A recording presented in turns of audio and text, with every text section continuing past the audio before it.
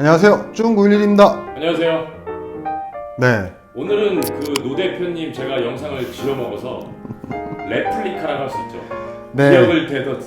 기억을 더듬어 복각해보는 거죠. 네네. 이게 뭐 이제 문득 이제 그런 생각이 들었어요. 이게 어차피 뒤에 내용이 더 있는데 이걸 말 안 하고 끝내기도 그렇고, 그렇다고 이미 지운 영상을 다시 찾을 수도 없고, 노 대표님께 죄송한 것도 있고, 또 뭐 쪽지로 또 다음 내용 궁금하다 하신 분들도 있고 해서 그냥 에디가 질문을 읽고 제가 이제 그날의 기억을 이제 답변을 하는데, 대신 이제 그날은 사실 이제 노 대표님이 직접 질문하신 거다 보니까 좀 최대한 이제 제가 할 수 있는 좀 최고의 답변을 해드리려고 노력하고 디테일하게 설명을 해드렸는데, 오늘은 아무래도 이제 그렇게는 똑같이 못할 것 같고 좀 압축해서 설명을 하되 최대한 좀 핵심적으로 설명할 수 있도록 그렇게 한번 해보겠습니다.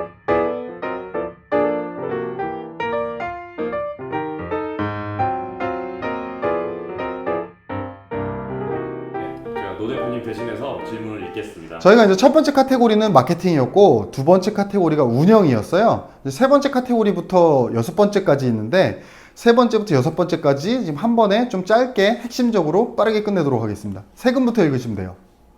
요 세금이 있군요. 네. 네, 세금 이외에는이겠죠? 오타. 네, 이외에 별도로 세무사를 고용하는 게 효율성이 있을까요?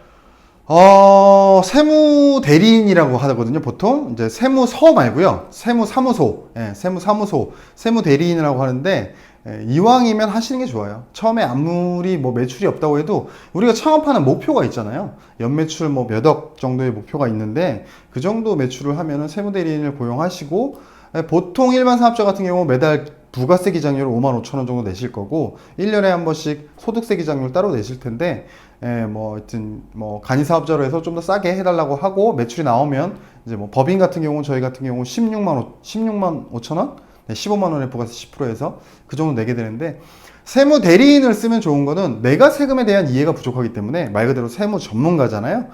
세무 대리인과 같이 의사소통하면서 내 스스로의 세금에 대한 이해도도 높일 수 있고, 세금을 관리해서 더 적게 나올 수 있는 방법이 있으면, 불법을 하는 얘기가 아니라 합법적으로 관리하는 게 필요합니다. 당연히 그건 해야 되는 거예요.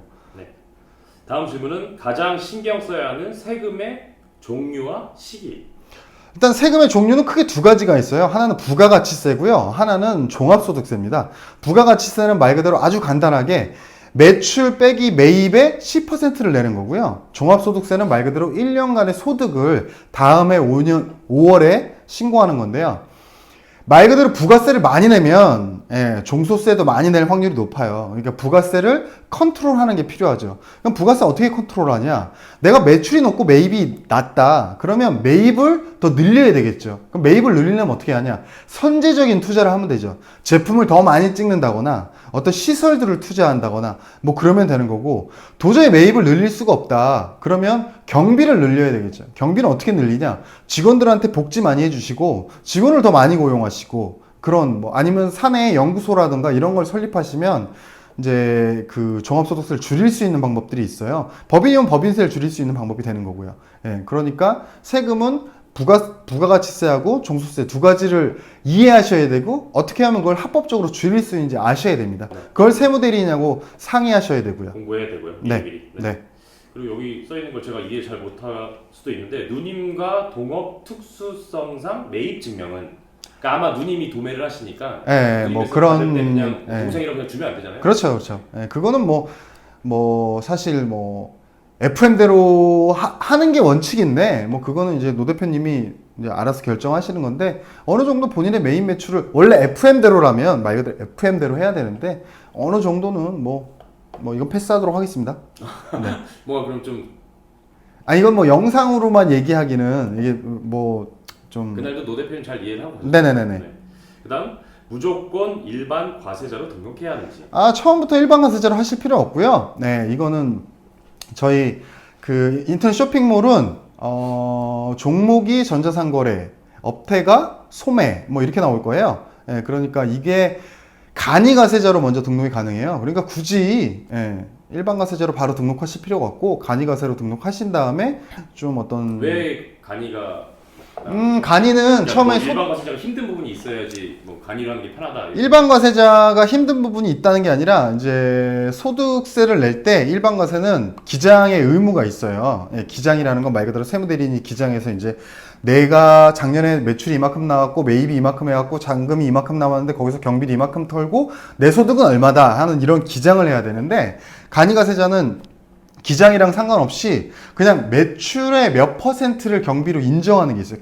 그 경비 인정 비율이 제가 알기로 88%인가? 그러니까 소득이 그냥 12%밖에 안 잡히는 거죠. 그러니까 세금도 좀 적게 낼 수 있고 소득세 기장을 안 해도 되니까 그 기장료가 좀 비싸요. 예, 100 몇십만 원씩 하거든요. 간이 과세자에서 그러면 일반 과세자로 바뀌어야 되는 시기는 어떤데요? 그거는 이제 연매출 4,800만 원 이상. 4,800. 예, 그 6개월 매출이 2,400만 원 이상 이런 식으로 되면 이게 자동으로 전환되기 때문에 굳이 처음부터 일반 과세로 등록하실 필요 없고 간이과세 등록하시고 매출이 많이 나오면 알아서 됩니다. 그 사이에 세금은 약간 좀 세이브하는 게 있을 거예요. 근데 이제 지역마다 간이과세 등록 안 되는 지역이 있어요. 아마 강남구 같은 데는 아마 안 되는 걸로 알고 있는데 제가 여의도에 사무실이 있었는데 여의도도 간이과세가 등록이 안 되거든요. 그런 부분이 있습니다. 예, 지역마다 다릅니다. 네, 그리고 여기서 어느 상황에서의 말인지는 모르겠는데 세금 계산서를 발행해 줘야 하는지. 아, 요거는 이제 뭐 도매나 뭐 손님들의 얘기인 것 같은데, 우리는 인터넷 쇼핑몰은 대부분 소매이기 때문에 세금 계산서 신경 쓰실 필요가 없어요. 혹시라도 그런 걸 요구하시는 분들이 있다면 그냥 현금 영수증 발행하라고 하면 됩니다. 인터넷 쇼핑몰 자체에서 현금 영수증 지원이 되고, 개인 같은 경우에는 소득증빙, 그러니까 그걸 하면 되고, 그 다음에 회사, 그러니까 세금 계산서 해달라는 곳은 지출증빙으로 현금 영수증 발행하라고 하면 되거든요.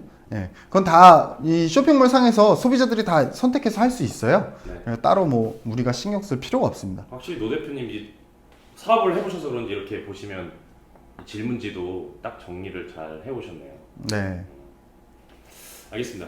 그래서 매출에 대한 부분이 세금에 대한 부분 끝났고요. 네 번째. 네, 고정비에 대한. 네, 고정비. 적절한 광고비와 인건비는 어느 정도인가?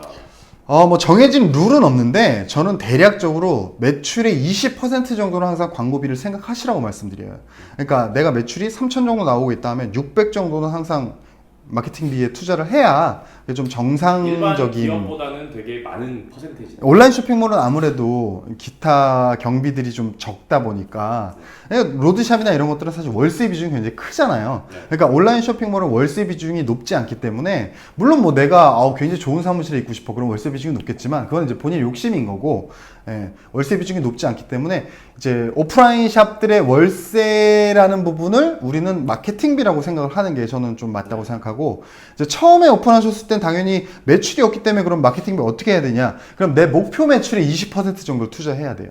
내 목표 매출이 5천만 원이다. 그러면 월 1,000만 원씩 이런 식으로 한 3개월에서 6개월 정도 꾸준히 투자해서 매출이 올라오는 걸 봐야 되는 그렇게 거죠. 목표 매출을 정하면 이제 예산이 짜지겠네요. 그렇죠. 근데 목표 매출을 너무 터무니없이 잡으면 안 돼요. 그 목표 매출을 잘 잡아야 됩니다. 그러니까 내 제품의 객단가는 얼마고 하루에 내가 몇 개 정도 팔릴 걸로 예상하며 그런 것들은 전에 말씀드렸듯이 시뮬레이션을 통해서 경쟁 업체를 통해서 그런 걸 유추해서 내 월 매출은 뭐 2,500 정도 나올 것 같다. 3,000 정도 나올 것 같다. 이런 식으로 계산해야지. 그냥 나는 그냥 목표가 월 매출 1억이야. 그러니까 난 월 2천만 원씩 마케팅비 투자할 거야. 이거는 좀 터무니없는 그런 식으로 시뮬레이션을 하시면 안 돼요. 알겠습니다. 다음 일반 자영업과 비교 시 별도의 고정비 지출은 이건 뭐 전 항목하고 내용이 좀 겹치기도 하는데 그러니까 어떤 뭐 보통 일반 자영업이라고 하는 게 아무래도 뭐 요식업이라던가 뭐 이런 거를 말씀하셨던 게 아닌가 싶은데 잘 기억은 안 나는데 온라인 쇼핑몰에서 특별한 경비라고 할 게 없어요. 온라인 쇼핑몰은 시작과 끝이 다 마케팅입니다. 마케팅비가 가장 크고 이제 제품비는 어쩔 수 없는 거잖아요. 우리는 이제 온라인 쇼핑몰은 제가 전에도 말씀드렸듯이 하나의 유통업이에요. 유통업의 그 베이스가 온라인에 있는 것 뿐인 거고, 그러니까 유통업이기 때문에 물건에 투자하는 비용 말고 마케팅비가 가장 크고 가장 중요하고. 특별히 뭐 그때 처음에 저희가 방송 찍었듯이 월세, 그렇죠. 뭐 이런 거 빼고 특별히 뭐 택배, 사무실 임대료, 뭐 택배비 같은 건 이제 물건이 판매돼야 나가는 거기 때문에 고정비라고 하긴 어렵고요. 뭐 직원을 쓰면 직원. 그래서 판관비 쪽으로 봐야죠. 직원은 이제 직원 비용 나가는 거고. 그러니까 고정비라고 크게 사실 할 만한 게 이렇게 많진 않아요. 회사에서도 판관비 많이 쓰는데 판관비가 뭐예요? 판매 관리비의 약자입니다. 판매 관리. 알겠습니다. 네. 그다음 사이트 운영이 가능한 컴퓨터 사양과 카메라 사양에 대해 여쭤보셨네요. 컴퓨터 사양은 사실 거의 의미가 없어요. 예, 인터넷 쇼핑몰을 운영하실 때 컴퓨터 사양은 본체가 30만 원이어도 운영하는데 거의 지장이 없습니다. 근데 만약에 내가 사장이자 직접 촬영도 하고 직접 사진 편집도 할 거고 만약에 내 영상도 찍을 거고 뭐 할 거다.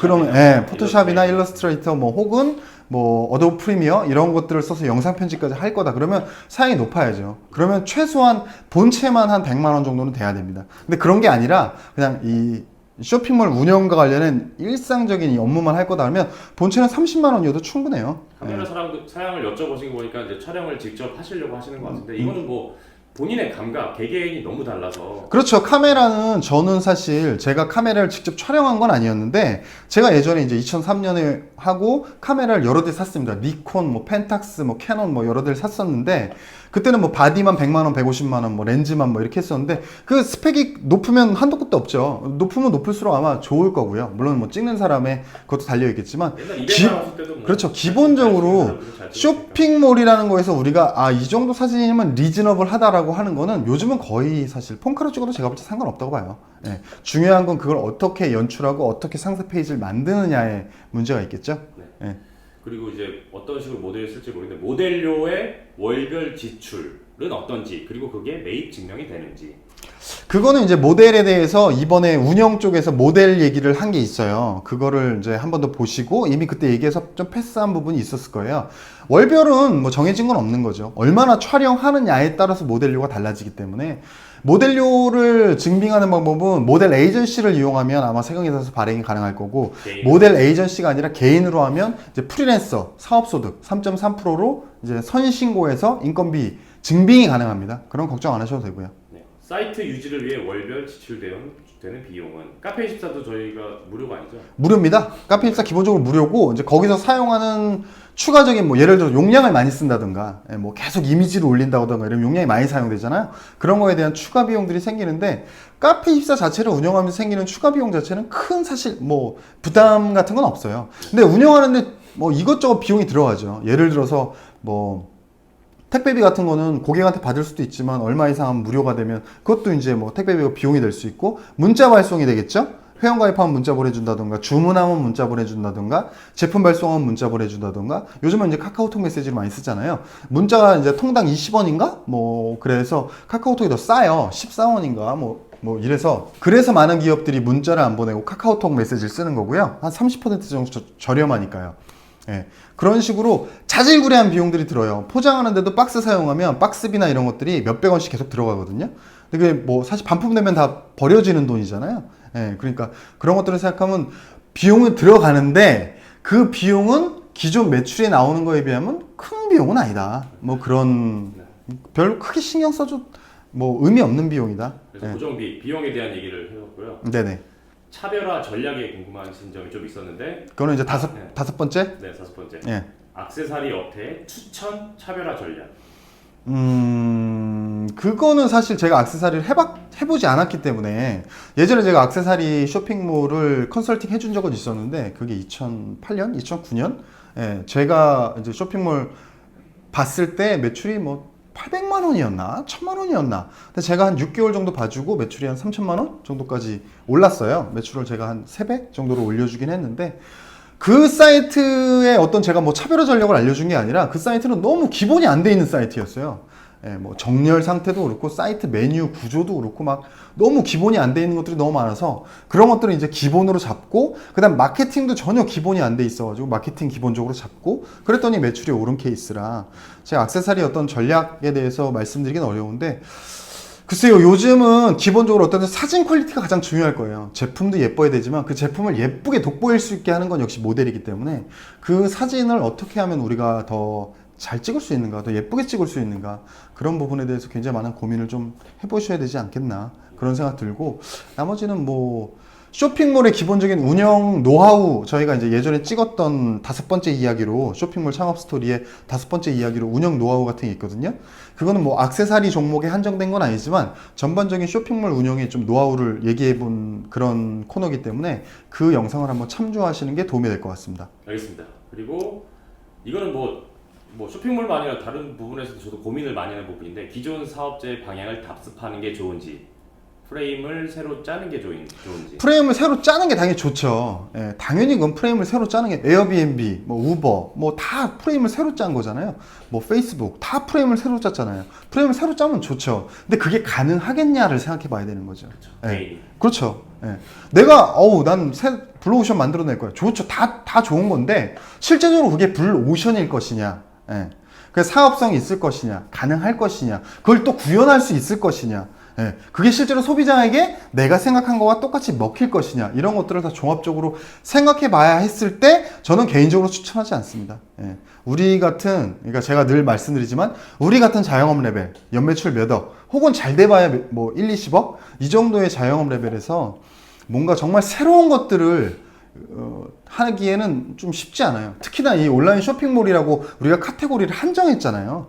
그러면 정말 쉽지 않죠. 제가 볼 때는 10가지 고려할 사항이, 방향성이 있다면 10가지 일단 기본 하는 거, 마케팅이든 뭐든 기본권 따르고 거기서 이제 좀 유지를 하다가 한두 가지씩 새로운 아이디어 적용시켜 볼 수도 있죠. 네, 맞아요. 네, 저는 그래서 이제 답습이란 표현은 좀 그렇고 이제 전승, 계승 전승이라기보다는 이제 패스트 팔로워지만 단점을 극복하는 방법을 저는 좀 추천해드리고 싶거든요. 그러니까 액세서리 업계에서도 분명히 잘 나가는 쇼핑몰들이 있을 거예요. 근데 그 쇼핑몰들을 벤치마킹을 하다 보면 이 쇼핑몰은 뭐가 잘 돼 있는데 뭐는 단점이다. 이 쇼핑몰은 뭐 그러면 몇 개, 예를 들어서 그 시장 리딩 업체가 5개 정도 있으면 5개 업체의 장점을 모으고 5개 업체의 단점을 모아서 장점은 더 극대화할 수 있고 단점은 극복할 수 있는 그런 것들을 좀 만들어 보는 게 저는 기본적으로 필요하지 않을까. 그 다음에 어느 정도 일정 매출이 나왔을 때 그때 새로운 시도를 해보는 게 좋아요.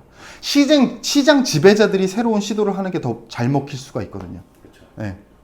알겠습니다.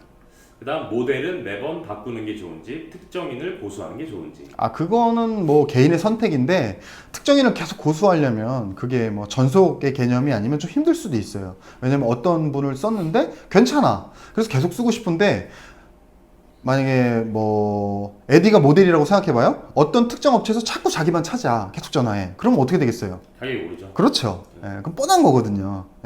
가격이 오르고 튕기게 되죠. 난 안 갈 건데 힘들어. 픽업아. 실제로 저희가 그랬어요. 저희가 예전에 우리 쇼핑몰 할 때 모델을 한 3분 정도를 돌렸었는데 특정하게 그 한 분이 찍은 옷들이 유난히 잘 팔리는 거예요. 그럼 어떻게 되겠어요? 우리는 이 사람 위주로 찍자 이렇게 되잖아요. 저는 그때 어쨌든 대표였으니까 저는 뭐 촬영이랑 뭐 이렇게 모델 섭외 이런 거 하는 사람 직원분들이 있었거든요.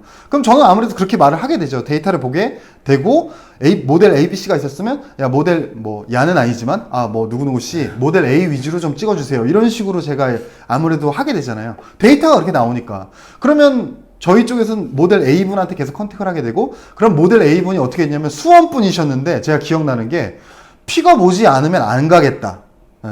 저희 사무실이 일산에 있었는데 그렇게 됐어요. 그럼 어떻게 돼요? 저희가 픽업을 갈 순 없고 택시비 주겠다. 와라. 택시비 5만 원씩 드렸어요.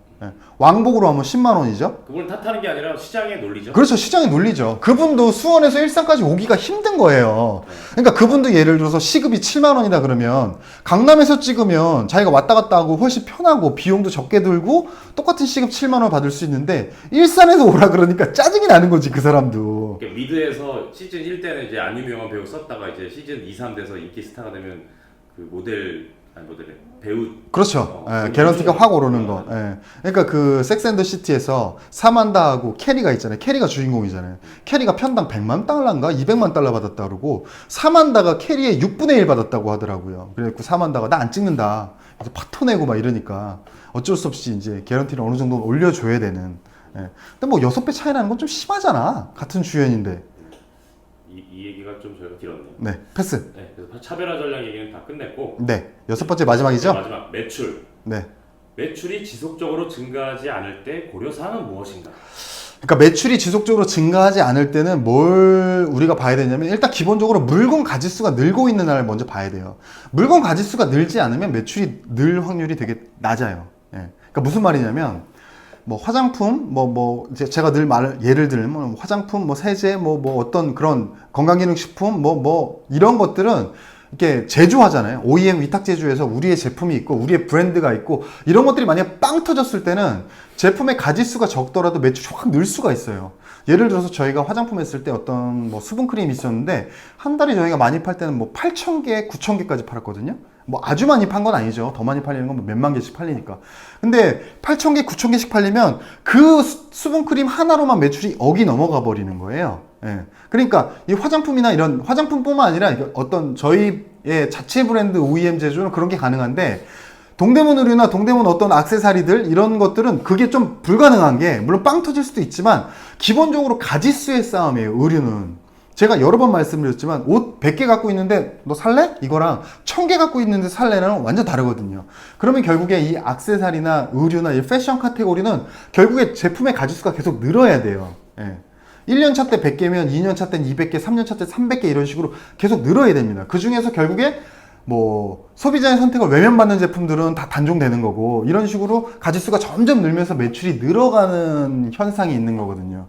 근데 매출이 늘지 않는다. 그럼 가짓수가 안 는다면 그건 당연히 가짓수를 먼저 늘려야 되는 거고 가짓수가 계속 느는데 매출이 늘지 않는다면 그러면 제품의 어떤 통계를 봐야 되겠죠. 결국에 내가 들여오는 가짓수가 좀 잘못될까? 내가 늘어가는 어떤 품목수가 잘못된 품목수가 아닌가? 이런 것들을 데이터를 통해서 클릭수가 계속 늘고 있는가? 예. 구매자 수가 제품별로 어떻게 되는가? 이런 것들을 데이터로 좀 확인해야 되는 거예요. 그래서 클릭수는 느는데 구매가 안 일어나. 이거는 클릭은 늘지만 구매가 안 일어나는 건 제품의 매력이 없다는 걸 수도 있고 뭐 예를 들어서 클릭을 했다는 건 기본적으로 뭔가 기호에 이끌려서 클릭했다는 거 아니에요. 근데 구매가 안 일어났다는 건 가격이 안 맞던가 아니면 그 상세 페이지의 내용이 좀 약간 뭐 후지던가 뭐 그럴 수도 있는 거죠. 그러니까 여러 가지 데이터를 분석해서 그 이유를 알아내는 거예요. 단순하게 그것만으로 알아낼 수 없어요. 근데 예를 들어서 클릭 수도 늘고 뭐 다 좋은데 매출이 안 늘어. 그건 마케팅이 잘못될 수도 있는 거죠. 예, 마케팅이 잘못됐을 수도 있는 거고 여러 가지를 다 종합적으로 고려해야 되기 때문에 이 부분을 노 대표님이 얘기할 때 네. 노 대표님이 진짜 쇼핑몰 운영하다가 이 부분에서 좀 걸려서 다시 오셔서 우리가 얘기해 나눴으면 좋겠다는 상상을 했습니다. 오케이. 예, 뭐 노 대표님 하시다가 오시면 또 제가 아는 부분에선 또 설명드리겠습니다. 보고 싶어요, 노 대표님. 네. 그다음 매출 통계는 어떻게 되는지 뭐 이것도 매출 통계를 내는 방법은 당연히 뭐 굉장히 단순한데 그거는 내가 의지를 갖고 어떻게 복잡하게 만드냐에 따라서 다른 거예요. 단순하게 잡는 사람은 그냥 월 매출만 잡겠죠. 예. 근데 좀 더 거기에 대해서 복잡하게 잡는 사람은 주 단위 매출을 잡겠죠. 더 복잡하게 하면 1단위 매출을 잡겠죠. 더 복잡하게 하면 제품당 매출까지 다 잡을 거예요. 그렇죠? 예. 그런 식으로 저희 같은 경우 어떻게 했냐면 이 배송이 나가는 건 바이 건의 매출 다 잡았어요. 그래서 저희가 그걸 인트라넷 시스템으로 만들었고 그날 배송 나가는 시스템에 엑셀을 업로드하면 이 프로그램에 의해서 건 바이 건으로 매출이 다 잡혀요. 그래서 제품당 매출, 그러니까 품목이죠. 어떤 특정 품목에 대한 매출, 요일별 매출, 월별 매출, 주 단위 매출, 뭐 일별 매출, 여성, 남성 비율, 뭐 지방, 뭐 수도권 비율, 뭐 이런 식으로 저희는 매출을 다 잡았어요. 그래서 그거를 매출 데이터를 다 통계를 보고 그런 식으로 이제 전략을 세우죠. 이제 그렇게 하기는 쇼핑몰을 처음 오픈하시는 분들이 그렇게 잡긴 쉽지 않을 거예요. 근데 그렇게 잡으려고 그렇게 잡으려면 어떻게 해야 될까 본인이 고민을 해야 되는 거죠. 단순히 그냥 오늘 300 찍었어. 오케이 나이스. 이번 달은 5000 찍었네 나이스. 이거는 아니에요. 그런 식으로 가는 거는 되게 한계가 뻔해요. 예. 데이터는 제가 늘 말씀드리는데 데이터는 보통 로우 데이터라 그러거든요. 데이터는 복잡하면 복잡할수록 좋아요. 왜냐면 그거를 어떻게 응용하는지는 우리가 나중에 고민해 보면 되거든요. 무슨 말이냐면 데이터가 어마무시하게 우리가 준비해놨어. 그러면 그거를 응용하는 법은 나중에 연구해도 늦지 않아. 근데 나중에 시간이 지나서 우리가 이제 데이터를 응용하는 법을 알았어. 근데 데이터가 없어. 그럼 응용을 못하는 거예요. 그러니까 데이터는 굉장히 복잡하게 쌓으면 쌓을수록 좋은 겁니다. 예. 알겠습니다. 네. 회사에서도 저도 일단 의류회사를 다니고 있으니까 요걸 되게 많이 하거든요. 네네. 그렇죠. 데이터가 많겠. 또 있고 회사마다. 근데 그렇게 개념만 알면 누구나 쉽게 할 수 있는데 개념이 없이 그 로우 데이터를 어떻게 이제 보기 좋게 추출을 해내서 어떻게 분석을 할지를 못하는 부분이 있는데. 그렇죠. 나중에 뭐 하시게 되면 같이 상담을 해도 돼요. 일단 기본적으로는 모든 걸 다 담을 수 있는 방식이 좋아요. 예. 그게 데이터량을 많이 차지하지도 않거든요. 예. 요즘 같은 사실 하드웨어가 굉장히 저렴한 시대에는. 그렇죠. 네. 알겠습니다. 그다음 요 얘기를 또 했던 것 같아요. 전편에서 적절 손익 분기점 도달 시점은 이거는 이제 개인이 어떻게 생각하느냐에 따라 애매한데, 뭐 몇 년, 예를 들어 페이스북이나 아마존 같은 경우는 뭐 10년, 20년 동안 적자에도 계속 끌고 가기, 뭐 페이스북은 아니지만 아마존 같은 경우는 뭐 10년, 20년 동안 적자에도 계속 끌고 갔잖아요. 테슬라도 지금 적자고. 그러니까 이건 어떻게 생각하기 나름인데, 저는 보통 그렇게 말씀드려요. 우리가 어쨌든 온라인 쇼핑몰 창업하는 거는 뭐 여러 가지 어떤 목적이 있겠지만, 가장 기본적인 건 뭐냐면 돈을 버는 목적입니다. 예, 난 돈 벌고 싶지 않아. 이런 거는, 예, 그건 말이 안 되는 거고, 돈을 번다는 게 뭐 어떤 뭐 천박한 목적도 아니고요. 가장 기본적인 목적인 거예요. 돈을 버는데 두 번째로 또 다른 뭐 이유가 있고, 세 번째로 다른 여러 가지 이유가 있는 거죠. 그러니까 돈을 벌어야 되는 거예요. 즉 무슨 말이냐면 수익이 나야 되는 겁니다. 그럼 수익은 언제부터 나야 되냐? 저는 아무리 못해도 6개월이 지나서는 수익이 나야 된다고 봐요. 준에 6개월 예. 며칠. 그러니까 기본적으로 저는 3개월을 봐요. 예, 3개월 안에 수익이 안 나면 좀 어렵다. 전 이렇게 보는데, 그 수익이라 함은 내가 여태까지 투자한 걸 다 뽑는다는 얘기가 아니에요. 예, 무슨 말이냐면, 예, 그 매달 어떤 그 지출, 그러니까 매달 매출이 있겠죠? 매출이 있을 거고 지출이 있을 거예요. 근데 지출에 뭐까지 포함해야 되냐면 그 제품의 원가까지 녹여야 되는 거죠. 예, 그러니까 예를 들어서 우리가 처음에 제품을 준비하는데 뭐 1억의 제품을 준비했어? 근데 첫 달 매출이 3천만 원이 나왔는데, 뭐 마케팅비 600, 뭐 직원 월급 200, 뭐 월세 200 해서 1000만 원밖에 경비가 안 나갔어? 그러면 3000 빼기 1000 하면 2000. 와, 난 2000만 원 벌었어. 이게 아니라 3천만 원 매출이 나기 위한 물건의 원가가 있을 거 아니에요. 그 원가가 예를 들어서 우리가 2배수라면 그냥 1500만 원이 물건의 원가겠죠? 그죠? 그 다음 마케팅비 뭐 해서 1000만 원 들었다 그러면 1500만 원, 2500만 원 하면 3000만 원 빼기 2500만 원은 500만 원이죠. 500만 원의 수익. 세전으로. 그런 식으로 그 수익이 나야 된다는 거죠. 예. 그 수익이 3개월 안에는 저는 나는 게 맞다고 봐요. 근데 3개월은 좀 빠를 수도 있고 6개월이 지났는데도 수익이 안 난다. 예. 저는 그거는 접는 게 맞다고 봅니다. 예. 알겠습니다. 네. 그다음 매출이 증가하거나 감소 시 대처 방법. 증가할 땐 당연히 투자를 더 해야 되는 거고요. 예, 이게 뭐 종목마다 좀 다른데 액세서리 같은 경우는 당연히 매출이 증가할 때는 품목의 가짓수를 늘려야 되는 거고, 어떤 그 사진의 퀄리티를 높일 수 있게 노력을 해야 되는 거죠. 매출이 잘 나오면 당연히 사진의 퀄리티가 더 높아져야 되는 거고, 모델의 퀄리티도 더 높아져야 되는 겁니다. 그러니까 패션 쪽 카테고리에서는 매출이 늘면 가장 기본적으로 해야 되는 게 제품의 가짓수를 늘리고, 두 번째는 사진의 퀄리티를 높여야 돼요. 예. 왜냐하면 이미 매출이 늘고 있기 때문에 마케팅을 물론 더 하면 좋은데, 마케팅보다는 기존의 어떤 이 제품의 가짓수와 퀄리티를 높이는 게 매출을 더 높일 수 있는 기본적인 방법이 돼요. 그러면서 같이 마케팅도 조금씩 더 잡아가야 되겠죠. 근데 만약에 그런 회사가 아닌 저희 뭐 화장품이나 이런 자체 브랜드를 가진 회사가 매출이 올라가고 있다. 더 해야 되는 건 제품의 종류를 더 늘리는 것보다는 그 단일 제품의 브랜드 혹은 그 제품에 대한 마케팅을 늘리는 게 더 효과적이에요. 왜냐면 이거는 제품의 가짓수를 늘리는 건 굉장히 리스크가 크기 때문에, 화장품 같은 경우는 건강식품 혹은 뭐 어떤 세제, 뭐 비누, 뭐든 간에 이런 어떤 브랜드 제품들은 제품의 가짓수를 는다고 해서 매출이 같이 늘지 않아요. 예. 왜냐면 이 제품이 뜬 이유가 브랜드 때문에 떴던 혹은 어떤 제품 때문에 떴던 이유가 있어서 떴기 때문에, 여기서 가짓수를 더 늘린다? 그러면 우리가 이 제품이니까 사자, 이렇게 안 돼요. 그건 아모레나 무슨 뭐 루이비통이나 이런 건 가능한데, 우리 같은 듣보잡 브랜드에서는 가짓수가 늘었다고 소비자들이 그냥 사주지 않아요. 예. 그렇기 때문에 그때는 기존에 팔리고 있는 제품, 그러니까 매출이 늘고 있는 제품에 대한 마케팅을 더 집중하는 게 맞습니다. 그러니까 한 제품으로 마케팅을 끝까지 해서 매출을 끝까지 뽑아낼 수 있게 해야 돼요.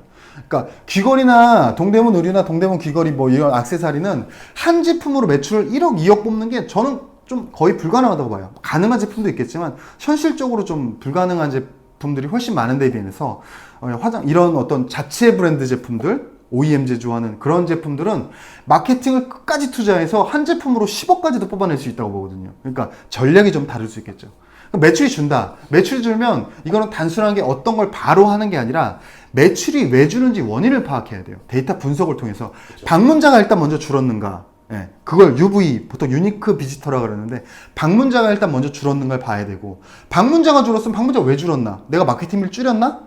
마케팅비 똑같은데 방문자가 줄었으면 마케팅이 잘못되고 있는가? 이런 식으로 데이터를 통해서 파악해야 되고, UV도 줄지 않았고 뭐 광고도 잘 되고 있고 방문자 수도 동일한데 매출이 줄었어. 그러면 제품의 클릭 수들을 봐야 되겠죠.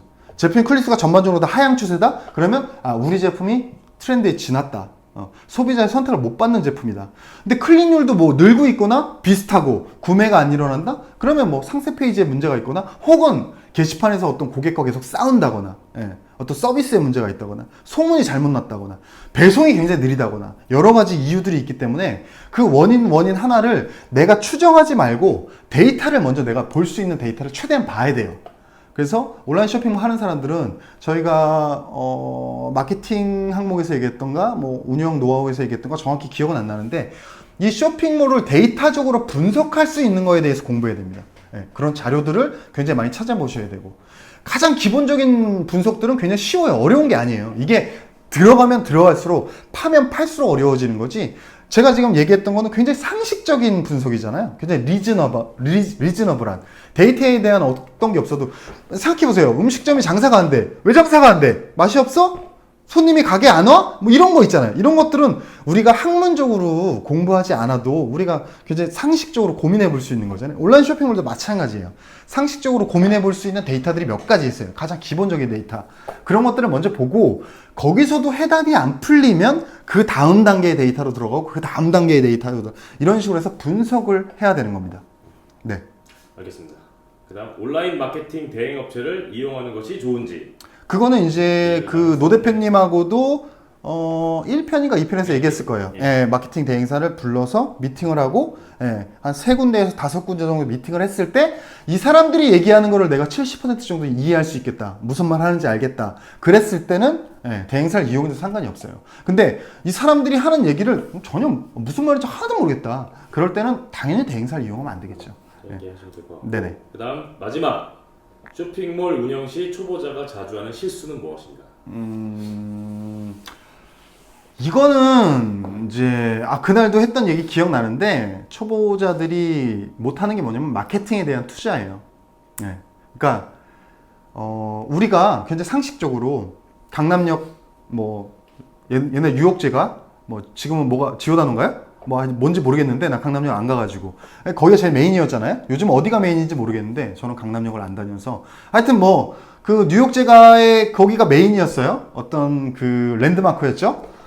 근데 거기가 월세가 2천만 원이라고 생각해보세요. 한 달 월세 2천만 원이야. 그러면 그 얘기를 사람들한테 했을 때 사람들이 어떻게 반응할까요? 거의 100의 99는 당연하지. 강남 뉴욕제가 월세 2천 싼데 오히려? 이렇게 받아들이죠. 더 될 것 같아요. 그렇게 받아들여요. 다. 대부분 그렇게 받아들일 거예요. 왜냐? 거기 그만큼의 가치가 있다고 다 생각하거든.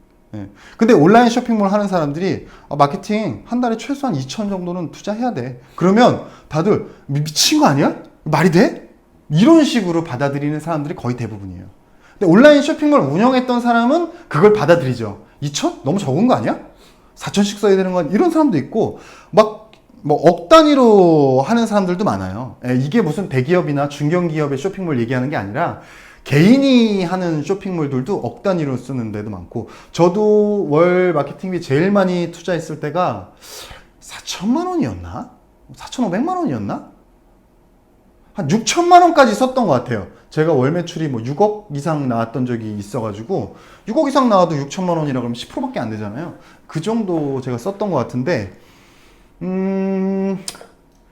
결국에 인터넷 쇼핑몰 창업하는 창업하거나 혹은 창업했다가 실패했다 다시 창업하는 그러니까 제 말은 인터넷 쇼핑몰을 성공하지 못했던 그런 경험이 있던 사람들이나 혹은 인터넷 쇼핑몰을 처음 창업하는 사람들이 제일 어려운 부분이 뭐냐면 바로 이 마케팅비에 이 많은 비용을 투자를 하는 그 마음가짐, 그 결심, 그게 굉장히 어려워요.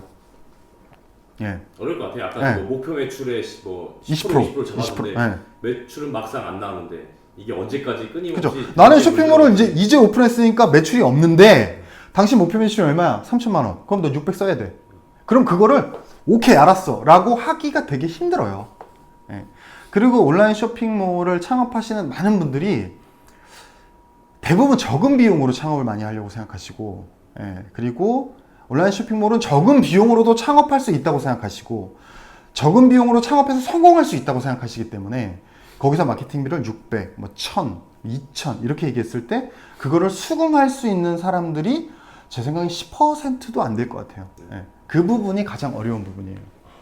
근데 오프라인을 창업하시는 분들은 너 카페 창업할 거야. 예산 얼마 잡았어? 1억 이러면 야 너무 싼 거 아니야? 뭐 이런 식으로 다들 얘기하잖아요. 1억으로 카페를 물론 이제 지역마다 좀 차이는 있겠습니다만 인서울에서 1억으로 카페를 차린다는 거는 거의 어떻게 보면 쉽지 않은 일이죠. 보증금 내야 되죠. 권리금 내야 되죠. 뭐 장비해야 되죠. 뭐 해야 되죠. 그러니까 결국엔 이 마케팅비에 대해서 마케팅을 이해하고 있고 마케팅비의 투자를 결심할 수 있는 게 가장 어려운 부분입니다. 그게 딴 실수보다 이제 결국 온라인 쇼핑몰은 마케팅이다. 그렇죠. 왜냐면 마케팅을 안 하면 접속자가 언제나 0명이라는 거를 항상 기억해 두셔야 돼요. 네, 얼마 전에 저희 그 쇼핑 창업 스토리에 댓글 다신 분이 있어요. 실제로 마케팅 안 하니까 방문자 0명이더라. 이렇게 댓글 다신 분이 있는데 뭐 거짓말 하는 게 아니에요. 정말로. 그러니까 그 부분에 대해서 고민을 해보시고 내가 가능할 것인가, 내가 마케팅을 또 어디까지 이해하고 있는가 굉장히 중요합니다. 네, 이렇게 오늘 노 대표님과의 마지막 인터뷰를 복귀해 보았습니다. 네, 오늘 이제 노 대표님과 한 어떤 그 인터넷 쇼핑몰 창업 컨설팅 4편 마지막으로 저는 그분은 계속 보게 될 것 같아요. 뭐 그럴 수도 있죠. 한번 노 대표님 그냥 차 마시러 놀러 오세요. 네, 창업하시고 뭐 잘 안 되시거나 혹은 뭐 잘 되시거나 뭐 안 어떤 하셔도, 뭐 안 하셔도 뭐 작업을 안 하셔도 네네 뭐 어떤 거든 뭐 궁금하신 거 있으면 언제나 연락 주시고 뭐 컨설팅 혹은 강연 문의 연락 주시고요. 저희 이메일 여기 찍어 드릴게요. 네, 구독 많이 해주시고 네, 감사합니다. 안녕.